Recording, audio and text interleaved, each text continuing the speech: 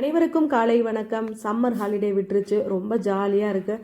பரபரப்புலாம் இல்லை. காலையில் எந்திரிச்ச உடனே அவதியாக எந்திரிச்சு 8:30 மணிக்கெலாம் பஸ் வந்துருமே, வேக வேகமாக சமைக்கணும், அவளை ரெடி பண்ணணும் அப்படிங்கிறதுலாம் இல்லை. ரொம்ப ஜாலியாக லேட்டாக எந்திரிச்சோம். எந்திரிச்சிட்டு பொறுமையாக உட்காந்து டீ எல்லாம் குடிச்சிட்டு அப்புறம் வந்து பஞ்சகவ்ய விளக்கு, சாம்பிராணி, கப் சாம்பிராணி இதெல்லாம் செஞ்சு வச்சுருந்தோம். ஃபஸ்ட்டு அதெல்லாம் செஞ்சு வச்சது எல்லாத்தையும் எடுத்து காலையில் எல்லாம் ஆளுக்கு ஒரு வேலையாக பார்க்க ஆரம்பித்தாச்சு. விளக்கு எல்லாத்தையும் சாம்பிராணி எல்லாத்தையும் எல்லாம் வெயிலில் கொண்டு காய வச்சுட்டோம். அப்புறம் வந்து நைட்டுக்கே வந்து கம்மங்கூழுக்கு வந்து ரெடி பண்ணியிருந்தோம். ஏன்னா அடிக்கிற வெயிலுக்கு வந்து பார்த்திங்கன்னா சாதம் இந்த குழம்பெல்லாம் இறங்கவே மாட்டேங்குது. தண்ணி ஊற்றி கரைச்சி சாப்பிட்டா நல்லாயிருக்கு. மோர் சாதம் இப்படி தான் நல்லாயிருக்கு. பாப்பாவுக்கும் ரொம்ப பிடிக்கும் கம்மங்கூழ். சரி, கம்மங்கூழ் வந்து செஞ்சிடலாம் அப்படின்னு சொல்லிட்டு கம்பெல்லாம் நைட்டே ஊற வச்சு ஒரு பக்கம் ஒரு மாதிரி செய்வாங்க. நான் 2 விதமாக செய்வேன். இந்த பக்கம் எப்படி பார்த்தீங்கன்னா கம்பை நல்லா இடிச்சிட்டு அதுக்கப்புறம் அதிலே கொஞ்சமாக கேழ்வரகு உப்பு போட்டு கரைச்சி வச்சுருவாங்க. காலையில் எழுந்திரிச்சு உலை வச்சு அதில் வந்து அந்த கம்பை அந்த நம்ம கரைச்சி வச்சுருக்கிறத அதில் ஊற்றி கட்டி விடாமல் கிண்டணும். இப்படியே செய்வாங்க. சில பேர் வந்து ஊற வச்சு உடனே அரைச்சி நைட்டே காய்ச்சி வச்சுட்டு ஜில்லுன்னு குடிப்பாங்க. சூடாகவும் ஒரு சில பேர் குடிப்பாங்க. நான் 2 விதமாகவும் செய்வேன். சரி, இன்றைக்கி கொஞ்சம் நைட்டுக்கு அரைச்சி வச்சுட்டு நம்ம காலையில் சூடாக காய்ச்சிட்டு அதுக்கப்புறம் ஆறி நம்ம வந்து அதில் மோர் ஊற்றி குடிக்கலான்ட்டு காலையிலே பாப்பா வந்து கம்மங்கூழுக்கெலாம் ரெடி பண்ணிகிட்டு இருந்தா. நாங்கள் ஆளுக்கு ஒரு வேலையாக பார்க்க ஆரம்பித்தாச்சு. நானும் இந்த பக்கம் விளக்கெல்லாம் திருப்பி போட்டுட்ருந்தேன். எனக்கு எல்லாம் எடுத்துகிட்டு வந்து வச்சுருவாங்க. நான் விளக்கெல்லாம் திருப்பி போட்டுட்ருந்தேன். அப்புறம் எங்கள் வீட்டுக்காரும் திருப்பி போட்டுட்ருந்தாங்க.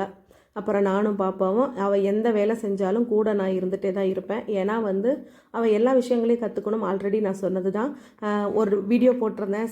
லீவு விட்டாச்சு அப்படின்னு சொல்லி நாங்களாம் டான்ஸ் ஆடி ஒரு வீடியோ போட்டிருந்தோம். அப்போ அதில் ஒருத்தவங்க பாப்பாவை ரொம்ப வேலை வாங்குறீங்க அப்படின்னு சொல்லியிருந்தீங்க. அப்படிலாம் இல்லை. இன்றைக்கி இருக்கிற காலகட்டத்தில் அவளை எந்த அளவுக்கு நான் ஃபோன் பார்க்கவும் விட மாட்டேன். அதே மாதிரி டிவியும் அவளுக்கா பார்க்க விடாமல் இந்த மாதிரி அவள் கூட ஜாலியாக விளாடுறது ஏன்னா நம்ம எதுவுமே கண்டுக்காமையே இருந்தோம்னா அந்த பிள்ளைங்களுக்கு போர் அடிக்கும். அப்போ என்ன பண்ணோம், போய் அதுங்க டிவியை தான் பார்க்க தோணும், இல்லைனா ஃபோன் ஏதாவது பார்க்க தோணும். ஃபோனே எனி டைமு பார்த்துக்கிட்டே இருந்தால் என்ன ஆகும், கண் ஏதாவது பிரச்சனை வந்துடும். அதனால் அந்த மாதிரிலாம் அவளை வந்து பண்ணக்கூடாது அப்படின்னு சொல்லிட்டு எங்கள் கூடவே நாங்கள் என்னென்ன வேலை செய்கிறோமோ அது கூட எங்கள் கூடயே இருக்கணும். நாங்கள் வேலை செய்கிறது எல்லாத்தையும் பார்க்கணும். அவளும் அது எல்லாத்தையும் தெரிஞ்சுக்கணும். ஏன்னா எப்போ யாருக்கு என்ன நடக்குதுன்னு தெரியாது. ஆல்ரெடி நான் சொன்னது தான். என்னோடய கண்டிஷன்லாம் என்ன ஆகுன்னே எனக்கு தெரியாது. ஏன்னா ஸ்பைனல் கார்டில் அடிபட்டோம்னா அது வந்து ரொம்ப ஒவ்வொரு நாளும் வந்து சவாலான வாழ்க்கை தான். அதனால அவள் எந்த கஷ்டப்படக்கூடாது, எல்லாத்தையும் அவள் கற்றுக்கணும்னு சொல்லிட்டு நான் எல்லாத்தையும் நான் ஒன்றா சொல்லி கொடுப்பேன். நான் வேலை செய்யும் போதெல்லாம் என் கூட இருப்பாள். அவங்க அப்பா கூட வேலை செய்யும் போது அவங்க அப்பா கூட இருப்பாள். அந்த மாதிரி நம்ம ஜாலியாக நாங்கள் பேசி சிரிச்சுக்கிட்டு செய்யும்போது எங்களுக்கு அந்த கஷ்டம் எதுவுமே வந்து தெரியாது. அப்புறம் 3 பேர் சேர்ந்து எல்லாம் கம்மங்கூழெல்லாம் வந்து காய்ச்சியாச்சு. அவளை வேலையெல்லாம் அவளுக்கா வாங்க மாட்டாங்க. எங்களுக்கு கூட மாட உதவி செய்வாள். அவளை தனியாகவே நாங்கள் இருக்க விட மாட்டோம். அவள் வீட்டில் இருந்தானா நாங்கள் 3 பேரும் எந்த வேலை செஞ்சாலும் எது பண்ணாலும் காமெடியாக சிரிச்சுக்கிட்டு 3 பேரும் ஒன்றா தாங்க நாங்கள் வந்து வேலை செய்வோம். அவளை அதிகமாகலாம் வேலை செய்ய விட மாட்டேன். படிக்கிற நேரத்தில் படிக்க வைப்போம், வேலை செய்கிற நேரத்தில் வேலை செய்யணும், சமைக்கிற நேரத்தில் இப்போ இருக்க பிள்ளைங்களுக்கு வந்து படிப்பு மட்டும் பத்தாது, எல்லாத்தையுமே நம்ம வந்து சொல்லி கொடுக்கணும் நல்ல விஷயங்கள். அதனால் எல்லாமே அவளுக்கு நான் சொல்லி கொடுத்துருவேன்.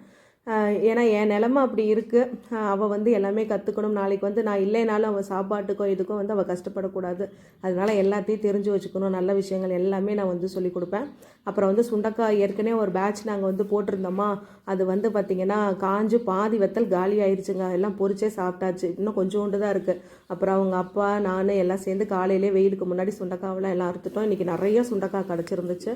இன்னும் ஒரு பிட்டு வரும். அது வந்து சரி இதை வந்து அதுக்கப்புறம் பண்ணிக்கலாம், அதுக்கு அறுத்துக்கலாம் அப்படின்னு சொல்லிட்டு இப்போ இருக்கிறத மட்டும் நல்லா ஒரு டபரா ஃபுல்லாக வந்துச்சு. அதெல்லாம் அறுத்துட்டு பாப்பா கொண்டு வந்து இந்தாங்க, இது எவ்வளோ வெத்தப்படுமோ போடுங்க அப்படின்னு சொல்லி கிண்டல் பண்ணிகிட்டு இருந்தா. அப்புறம் எல்லாம் அறுத்து முடிச்சுட்டு, ஏன்னா வெயிலுக்கு முன்னாடி இங்கெல்லாம் வந்து நிற்கவே முடியாதுங்க. காலையிலே என்னவோ அப்படி ஆக்ரோஷமாக வராரு சூரிய பகவான். அப்படியே ஒரு 7-7:30க்கெல்லாம் அப்படி வெயில் பயங்கரமாக அடிக்குது.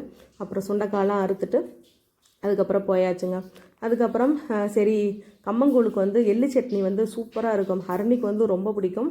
அது இல்லாமல் இந்த எள்ளு சட்னிலாம் வந்து வயசுக்கு வந்த பிள்ளைங்களுக்கெல்லாம் நல்லா கொடுத்தோம்னா ரொம்ப நல்லது, கர்ப்பப்பைக்கெல்லாம் நல்லது அப்படின்னு சொல்லிட்டு அடிக்கடி வந்து செஞ்சு கொடுப்பேன். இப்போ ஒரு ரீசெண்டாக தான் ஒரு மாதமாக நான் வந்து செய்யலை. அவள் வந்து அம்மா அந்த கம்மங்கூழுக்கு எள்ளு சட்னி அரைங்கம்மா அப்படின்னா நல்லா புளிப்பாக காரமாக சூப்பராக இருக்கும்.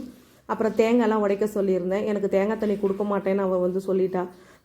கோச்சிக்கிட்டு நான் போயிட்டேன். அதுக்கு சமாதானப்படுத்தி இந்தாங்க அவள் வந்து என்னை வந்து, ஏன்னா எனக்கு வந்து ஒரு ஃபீலிங் இருக்கும். நான் வந்து சின்ன வயசில் நான் வந்து என்னென்ன ஏக்கப்பட்டனோ எங்கள் அம்மாக்கிட்ட எல்லாம் அதெல்லாம் வந்து நான் அனுபவிக்கலை.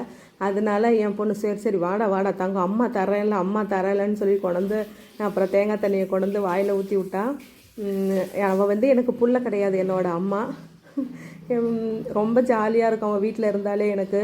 இல்லை அவள் ஸ்கூலுக்கு போயிட்டு எப்படா வருவா, போர் அடிக்கும். அவன் ஸ்கூலுக்கு போயிட்டானா வீடே விரிச்சோடி இருக்கும். அவள் வந்தாலே எங்களுக்கு ஒரு சந்தோஷம்தான். அப்புறம் அவங்க அப்பாவுக்கு தேங்காய் தண்ணியெலாம் கொடுத்துட்டு அப்புறம் நாங்கள் எள்ளு துவையல் அரைக்கிறதுக்கு நான் போயிட்டேன். அவள் பாத்திரம் விளக்கிட்டு இருந்தா. ஏன்னா வெயிலுக்கு முன்னாடி சீக்கிரமாக சமைச்சிட்டு நம்ம மரத்தடிக்கு போயிடலாம். ஏன்னா மதியானம் அட்டை சமைக்க முடியாது, அதனால் சீக்கிரமாக சமைச்சிடலான்ட்டு ஆளுக்கு ஒரு வேலையாக பார்த்தோம். அப்புறம் நான் எள்ளு சட்னி ரெடி பண்ணிகிட்டு இருந்தேன். எள்ளெல்லாம் வறுத்தாச்சு. இதுக்கு வந்து ஒன்றும் இல்லை, சிம்பிளாக நம்ம எள்ளை வறுத்துட்டு கொஞ்சமாக தேங்காய் நம்ம வறுத்த எள்ளை அதில் போட்டுட்டு காஞ்ச மிளகா காரத்துக்கு தகுந்தாப்பில் போட்டுக்கலாம். கொஞ்சமாக புளி, ஒரு துண்டு புளி, உப்பு, அவ்வளோதாங்க. வேறு எதுவுமே இல்லை. சூப்பராக இருக்கும். நல்லா எள்ளு வறுத்ததுக்கு அதுக்கும் வாசமாக லைட்டாக தண்ணி தெளிக்கணும். ஏன்னா அந்த எள்ளில் இருக்கிற அந்த எண்ணெயே வந்து பார்த்திங்கன்னா நல்லா பிரிஞ்சு வரும் மிக்சியில் அரைக்க. இதுக்கு தாளிப்புலாம் எதுவுமே நாங்கள் தாளிக்கலாம் மாட்டோம். அப்படியே சுடு சாதத்துலேயே போட்டு பிசைஞ்சு சாப்பிட்லாம். இந்த மாதிரி பழைய சாதத்துக்கு, கம்மங்கூழுக்கு எல்லாத்துக்குமே வந்து சூப்பராக இருக்கும். அப்புறம் வந்து நல்லா கூழை வந்து ஆற வச்சாச்சு. அதில் கொஞ்சம் நல்லா மோர் ஊற்றிட்டு நல்லா கொஞ்சம் ஆறுனதுக்கப்புறமா குடிக்கலான்ட்டு கரைச்சி வச்சாச்சு. நல்லா ஆறிடுச்சு. எல்லா வேலையும் முடிச்சுட்டு நல்லா சூப்பராக மரத்தடியில் உட்காந்து கூழ் குடிச்சிட்டு இருந்தோம். இதுதாங்க சொர்க்கம். இந்த சாப்பாடெல்லாம் வந்து பார்த்திங்கன்னா பிரியாணிலாம் நிற்குமா, கூழ் தாங்க இந்த வெயிலுக்கு. சூப்பராக வந்து எள்ளு துவையலும் சின்ன வெங்காயத்தையும் அப்படியே கடிச்சிக்கிட்டு சாப்பிட்டோம்னா இதை விட சொர்க்கம் வேறு எதுவுமே கிடையாது. நல்லா குழுன்னு மரத்தடியில் எல்லா வேலையும் முடிச்சுட்டு அமர உட்காந்து 3 பேரும் வந்து சூப்பராக வந்து கூழை குடித்தோம். மதியானத்துக்கு வந்து ஹர்னியை சமைச்சிட்டா. அவளே சொல்லிவிட்டு, அம்மா லீவ் விட்டா நான் எனக்கு என்னென்ன டிஷ்ஷு செய்ய தோணுதோ அதெல்லாம் நான் செய்வேம்மா அப்படின்ட்டா. செய்யும் போது பார்த்து பத்திரமா செய் அப்படின்னு சொல்லியிருக்கேன். நானும் பக்கத்தில் இருப்பேன், இல்லைனா அவங்க அப்பா பக்கத்தில் இருப்பாங்க. அம்மா நான் வந்து எக் லாலிபப்பு செய்கிறேம்மா அப்படின்னு சொல்லிட்டு இருந்தா. அப்புறம் முட்டையெல்லாம் இருந்துச்சு, சரி செய்டா அப்படின்னு சொல்லிட்டு, சரி ஃபஸ்ட்டு நம்ம கூழை குடிச்சிக்கலாம் அப்படின்ட்டு, ஏன்னா வெயிலுக்கு முன்னாடி நீயும் சமைச்சிரு அப்படின்னு சொல்லிட்டு அவளும் எல்லாம் கூழ் குடிச்சிட்டு நாங்கள் எல்லாம் உட்காந்துருந்தோம். சூப்பராக இருக்குங்க இந்த எள்ளு சட்னி. அதுவும் எங்கள் பொண்ணு வந்து பார்த்திங்கன்னா அப்படியே வெறும் வாயிலே அந்த சட்னியை வந்து ஒரு ஸ்பூனில் போட்டுட்டு சாப்பிடுவா. உடம்புக்கும் ரொம்ப நல்லது எள்ளு சட்னி. மோர் மிளகாய் இதெல்லாம் வந்து அவளுக்கா அவள் வந்து விரும்பிக்க மாட்டாள். சுண்ட வத்தல் சாப்பிடுவா. இந்த எள்ளு சட்னி ரொம்ப பிடிக்கும். செஞ்சு வச்சிட்டனாலே மிக்சியே வந்து காலி ஆயிரும். வலிச்சு நக்கிடுவா.